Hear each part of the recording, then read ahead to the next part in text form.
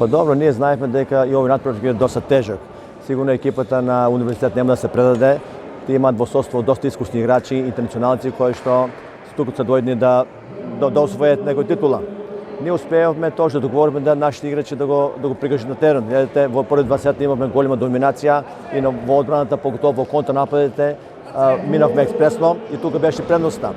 Третиот сет, резултатот 4:1, имавме една контратна топка, не успеавме да ја реализираме и целиот меч се обрна.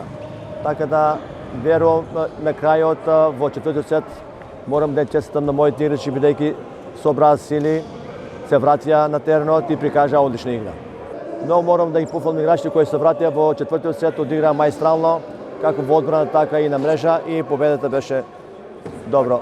Ричлиев, дефинитивно на македонската сцена немате спаринг партнер, ако можам така да се изразам. Нешто универзитетот во овој втор дел од првенството. Кои се плановите во иднина? Па сигурно, ние сега ќе пратиме асоциацијата со ковид пандемијата. Минатата година учествувам во Челлендж купот. Сигурно сакаме, ако пандемијата малку се стиши, ќе пријаваме екипата. Ако не, тогаш тешко се патува, тешко се оди надвор од Македонија. Ќе се насочиме кон одигрување тука на континент и пријателски надпревари со нашите соседи. Се надевам дека со Бугарија, Србија и Грција има добри односи. Бевме спремни да го завршиме во најкус можен рок во финале. Мислам дека квалитетот беше на наша страна и тоа го покажавме и на терен.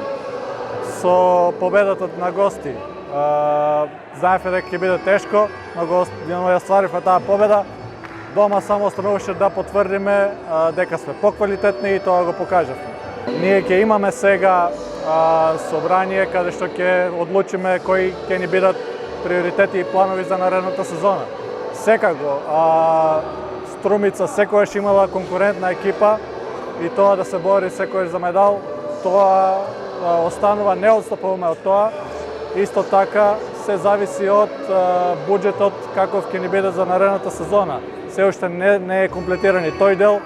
Имаме планови да остане поголем дел, односно да ја задржиме таа екипа со можност, ако излеземе и на европска сцена, да добиеме и засилување одредени, така што да имаме уште поконкурентна екипа и за развој на младите.